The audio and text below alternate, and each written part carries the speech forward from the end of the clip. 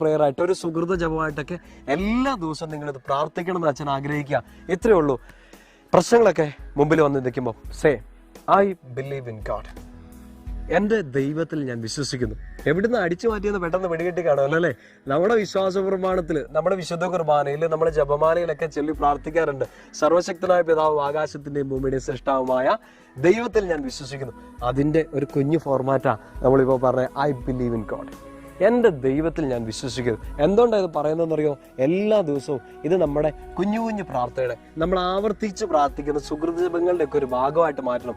എനിക്ക് പ്രശ്നങ്ങളുണ്ട്, but I believe in God. എൻ്റെ മുമ്പിൽ സങ്കടങ്ങളുണ്ട്, എൻ്റെ മുമ്പിൽ കൺഫ്യൂഷൻസ് ഉണ്ട്, but I believe in God.